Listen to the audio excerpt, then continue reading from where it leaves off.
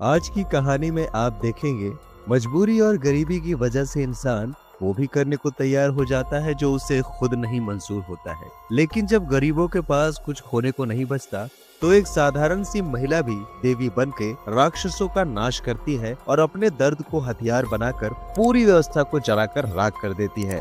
आज की मूवी है घाटी। कहानी की शुरुआत उड़ीसा के पूर्वी घाट की पहाड़ियों से होती है, जहां घाटी नाम का एक समुदाय रहता है।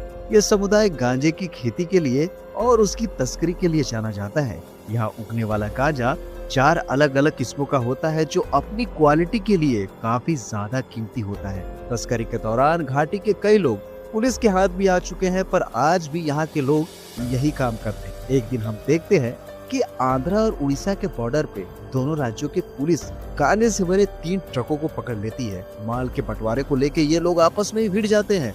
तभी वहाँ पे सीबीआई ऑफिसर विश्वदीप राव आता है। वो कहता है कि एक काम करो, एक ट्रक आंध्रा ले लो, एक ट्रक उड़ीसा और बाकी माल को बेच के अपना काम चला लो। लेकिन विश्वदीप की तेज नजर ट्रक के डीजल टैंक पे पड़ती है। जब वो उसे खोल के देखता है तो उसके होश उड़ जाते हैं, क्योंकि टैंक के अंदर डीजल नहीं बल्कि एक खास किस्म का लिक्विड गांजा भरा हुआ था, जो बाकी सबसे कई ज्यादा कीमती होता है। और उस गांजे का नाम होता है शीलावती। तब विश्वदीप तुरंत ही शीलावती गांजे के बारे में पता करने लगता है। उधर कोलकाता में बिजनेसमैन मदानी को उसका सेक्रेटरी खबर देता है कि उनका 3 ट्रक माल पकड़ा गया है। हालांकि ये माल मदानी के पास तो जा रहा था, मगर इसके असली मालिक 2 भाई होते हैं, कस्ताला और कुंदलू, जो इस इलाके के गांजा माफिया होते हैं। वो लोग भी हैरान रहते हैं कि आखिर पुलिस ने उनके लिक्विड गांजे को कैसे पकड़ लिया। फिर इसकी सच्चाई को पता करने दोनों भाई अलग अलग निकल जाते हैं। एक भाई बिजनेसमैन लोगों के पास जाता है और दूसरा भाई खेती करने वालों के पास। और अपने शक के आधार पे ये लोग कई लोगों को मौत के घाट उतार देते हैं। इसके बाद हम शीलावती नाम की एक बस कंडक्टर को देखते हैं, जो राजू नाम के लड़के से बेइंतहा प्यार करती है। हमें पता चलता है कि राजू एक लैब में टेक्नीशियन का काम करता है और फिर काम खत्म होने के बाद शीलावती राजू से मिलती है और उसके बाद दोनों घूमने निकल जाते हैं। अगले दिन उड़ीसा पुलिस घाटी के लोगों से पूछताछ कर रही होती है। तभी वहाँ पे राजू कुछ पैसे देने पहुँचता है। पुलिस उससे पूछती है कि क्या वो भी घाटी के काम यानी कि गांजे की तस्करी में शामिल है। तो एक गाँव वाला बताता है कि राजू अब ये काम छोड़ चुका है। वो बताता है कि एक बार अपने पिता के साथ तस्करी करते समय पुलिस की गोलाबारी में वो फंस गया था, जिसमें उसके पिता मारे गए और पुलिस वालों ने राजू को भी खूब टॉर्चर किया था। उस दिन के बाद उसकी माँ के कहने पर राजू ने ये रास्ता छोड़ दिया। ये जानकर पुलिस उसे कुछ नहीं कहती है और जाने देती है। इधर सीबीआई ऑफिसर विश्वदीप उस गांजा डीलर तक पहुंच जाता है, जहां से लिक्विड गांजा डिलीवर हुआ था। पर डीलर तो कुछ भी बताने से इनकार कर रहा होता है। लेकिन जब विश्वदीप उसे धमकाता है तो वो बताता है कि कोई अजनबी उसे माल देके जाता है और पैसे रेलवे स्टेशन पे मिलते हैं। फिर अगले दिन विश्वदीप अपनी पूरी टीम के साथ स्टेशन पे जाल बिछा देता है ताकि वो डिलीवरी वाले को पकड़ सके। उसी वक्त शीलावती और राजू ट्रेन से उतरते हैं। राजू पैसों से भरे बैग की तरफ बढ़ता है, जबकि विश्वदीप उस पे नजर रखे हुए होता है। पलक झपकते ही राजू अपनी शर्ट बदल लेता है और चेहरे पे मास्क लगा लेता है और वो बैग लेके फरार हो जाता है। यहाँ पूरी सीबीआई की टीम उसके पीछे दौड़ पड़ती है, लेकिन शीलावती एक गाड़ी में पहले से तैयार खड़ी होती है। राजू गाड़ी में बैठता है और दोनों फरार हो जाते हैं। हम देखते हैं कि विश्वदीप ने पैसों के बैग में एक ट्रैकर लगाया हुआ होता है, लेकिन राजू चालाकी से उसे निकाल के फेंक देता है। ये देखकर हमें मालूम चलता है कि राजू अभी भी नहीं सुधरा है। वही ये सब इल्लीगल काम करता है, वो भी शीलावती के साथ मिलके। और ये लोग लिक्विड गांजा सप्लाई करते हैं। आगे विश्वदीप को सड़क पर ट्रैकर मिलता है। वो समझ जाता है कि ये काम घाटी के लोगों का ही है। फिर विश्वदीप लोकल पुलिस से पता करता है तो उसे पता चलता है कि घाटी के लोग उसी के लिए काम करते हैं जो उन्हें पैसा देता है। लोकल पुलिस विश्वदीप को ये बताती है कि इस लिक्विड गांजे के खेल में सिर्फ घाटी के लोग ही नहीं है, बल्कि कोई बड़ा खिलाड़ी भी शामिल है जिसका हम कुछ नहीं बिगाड़ सकते। आगे जब शीलावती और राजू गांव लौटते हैं तो उनकी शादी की बातें शुरू हो जाती है।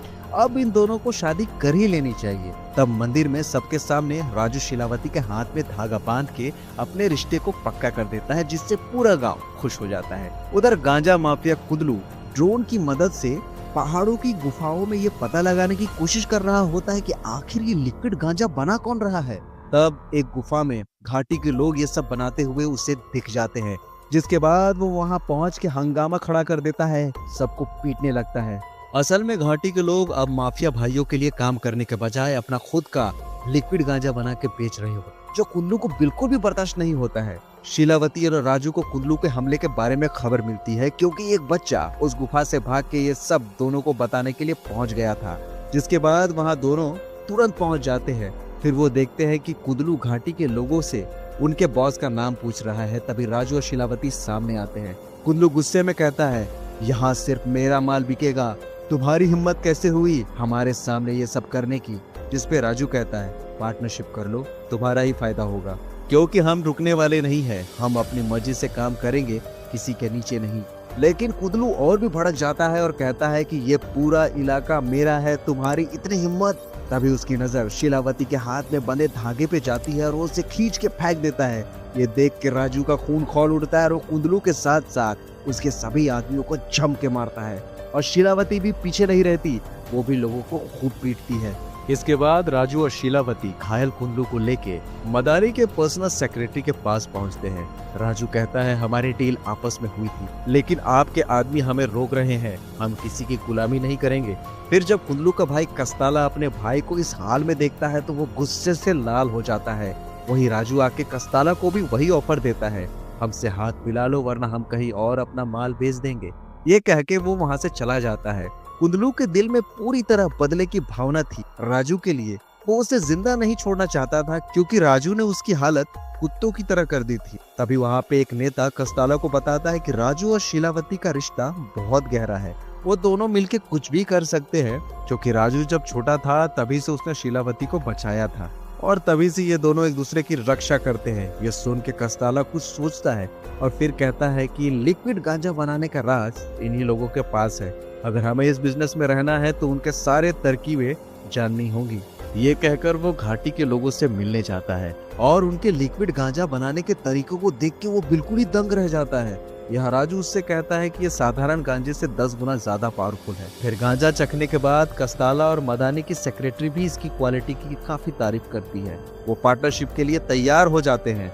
अगले दिन शीलावती और राजू की शादी धूमधाम से हो रही होती है, लेकिन तभी कुल्लू अपने आदमियों के साथ वहां हमला कर देता है, क्योंकि उसे तो अपना बदला लेना था। उसके बाद वो लोग हर तरफ लोगों को मारने लगते हैं। यहाँ लड़ाई में शीलावती घायल हो जाती है और कुल्लू के आदमी उसे गाड़ी में डाल के ले जाने लगते हैं। ये देख के राजू उनका पीछा करता है, लेकिन तभी दूसरी गाड़ी से आके कस्ताला उससे जोरदार टक्कर मार देता है। फिर वो कहता है कि अब तू देखेगा बड़े लोगों से पार्टनरशिप करने का क्या अंजाम होता है। फिर कस्ताला के कहने पे कुल्लू शीलावती का मंगलसूत्र नोच देता है और फिर उसकी साड़ी खींच के उसे एक खंबे से बांध देता है। यहाँ राजू अपने प्यार को बचाने के लिए तड़पता है, लेकिन कस्ताला के आदमियों ने उससे जकड़ा हुआ होता है। फिर जैसे ही राजू खुद को छुड़ा के आगे बढ़ता है तो कस्ताला उसे 2 गोलियां मार देता है और राजू की यही मौत हो जाती है। जिसके बाद कुल्लू शीलावती के सारे कपड़े निकाल देता है। शीलावती तो एकदम पत्थर सी हो जाती है, उसकी निगाहें केवल राजू पे टिकी होती है, वो सदमे में चली जाती है। और फिर हम यहाँ से कुछ दिनों बाद विश्वदीप को देखते हैं, जो राजू की तलाश में उसकी लैब पहुँचता है। वहाँ उसे पता चलता है कि राजू तो मर चुका है। तब वो राजू के असिस्टेंट विनोद को पकड़ता है।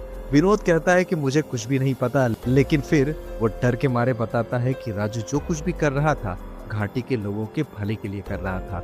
वो बताता है कि राजू ने कैसे स्कूल और अस्पताल बनाने के लिए सरकार को काफी सारा फंड दिया था, ताकि वो लोग गांव में स्कूल और अस्पताल बना सके। इस तरह से राजू बहुत ही अच्छा इंसान था, जो इन पैसों से अच्छा काम करता था।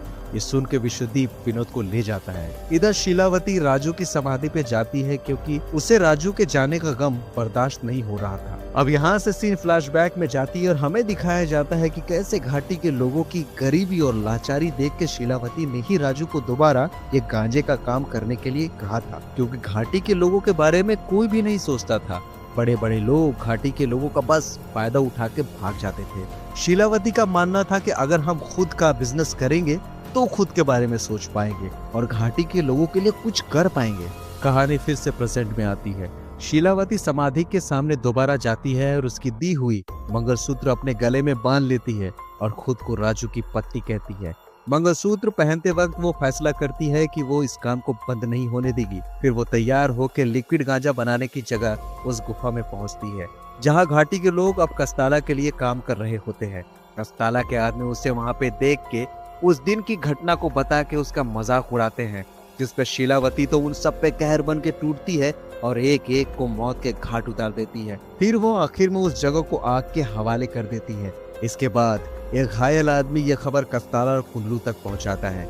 ये सुन के तो कुंदलू गुस्से में शीलावती को मारने के लिए जाने वाला होता है, लेकिन कस्ताला उसे रोक के लोकल पुलिस से ये काम करने के लिए कहता है। तब पुलिस सीधा राजू की समाधि खोदने की कोशिश करती है ताकि उन्हें रोकने शीलावती आए और ये लोग उसे पकड़ सके, लेकिन शीलावती आती ही नहीं, क्योंकि शीलावती तो बस में उन लोगों का इंतजार कर रही होती है जिन लोगों ने राजू की समाधि को नष्ट कर दिया था। उन एक एक पुलिस वालों को वो बड़ी बेरहमी से मार देती है और अंत में कस्ताला के उस खास आदमी का सिर धड़ से अलग कर देती है।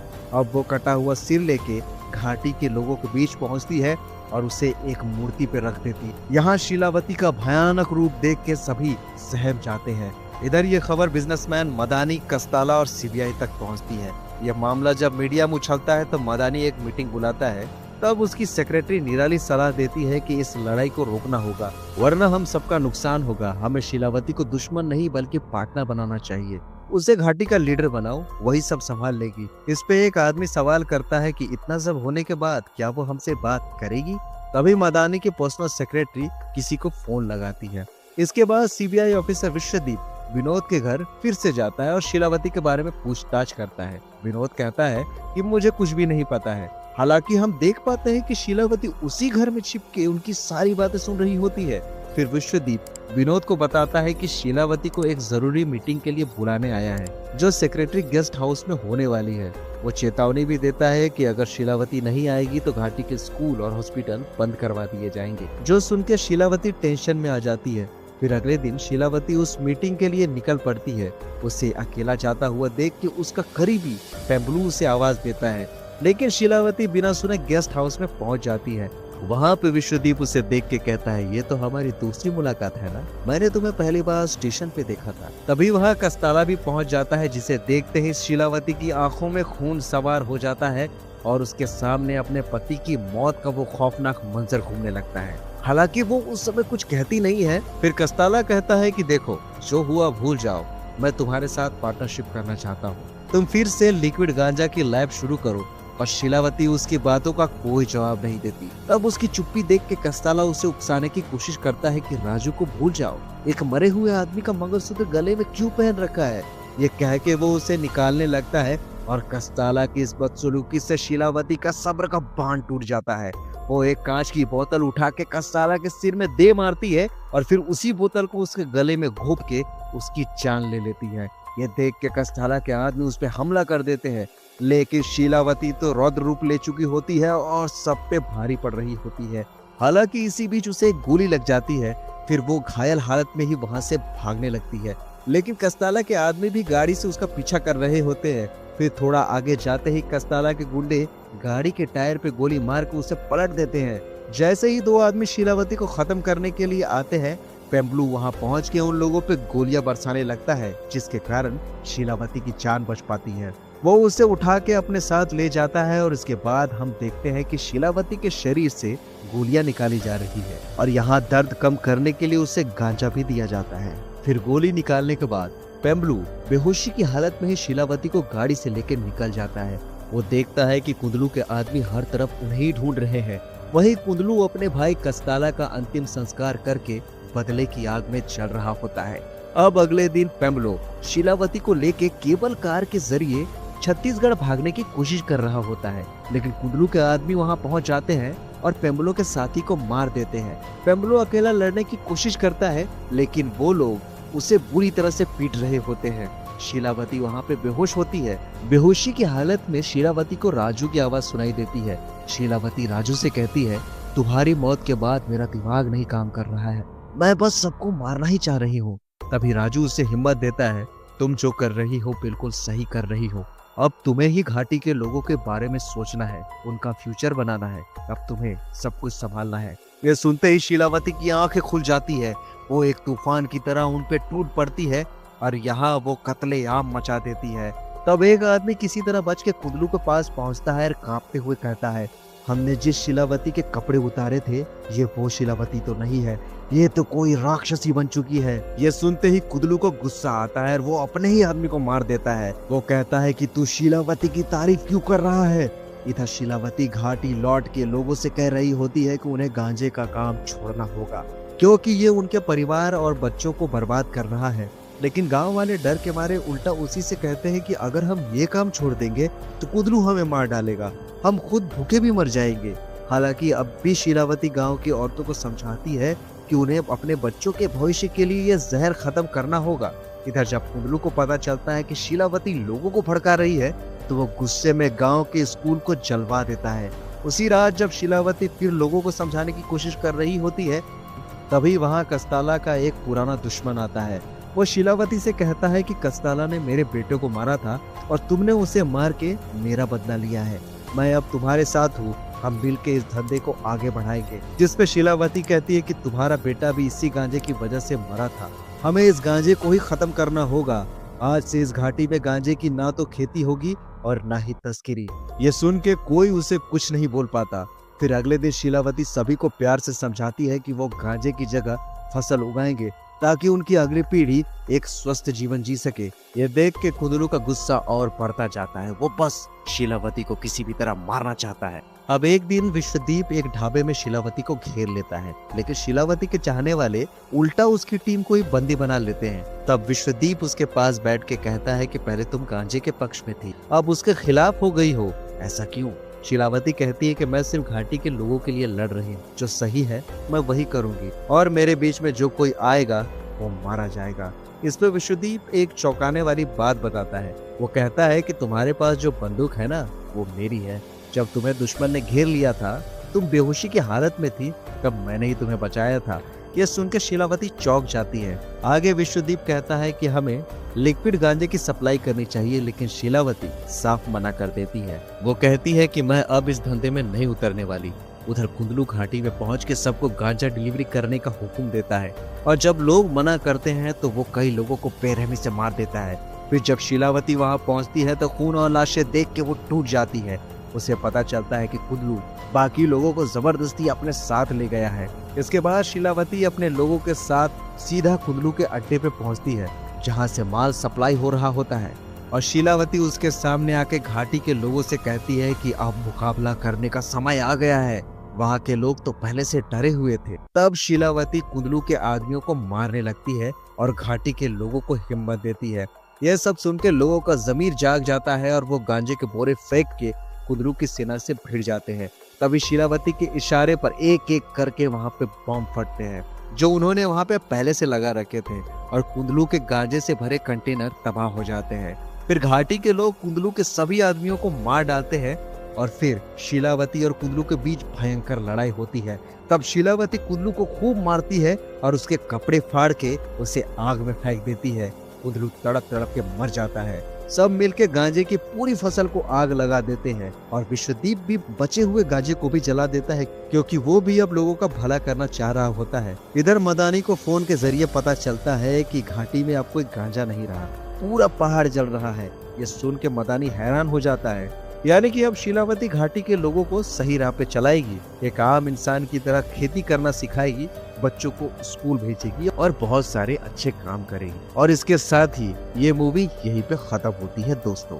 तो दोस्तों देखा आप लोगों ने, जब शीलावती के पास खोने को कुछ नहीं बचा तो उसने हथियार उठा लिया और फिर शुरू हुआ ऐसा बदला कि सैकड़ों की उसने गर्दन ही उड़ा दी। मगर दोस्तों अंत में उसे भी समझ में आया कि बदले की आग कभी नहीं बुझती, इसीलिए गांजे को बंद करके जंगल को ही आग लगा दिया और सबकी भलाई के लिए काम करने लगी। तो उम्मीद है मुझे आपको ये बेहतरीन मूवी जरूर पसंद आई होगी। अगर आई है तो वीडियो को लाइक कीजिए, शेयर कीजिए और चैनल को सब्सक्राइब जरूर कीजिए ताकि ऐसे ही बेहतरीन वीडियोस आप तक पहुंचते रहे। तो मिलते हैं ऐसे ही किसी और बेहतरीन वीडियो के साथ। तब तक के लिए thank you very much for watching. Keep watching, watch on point.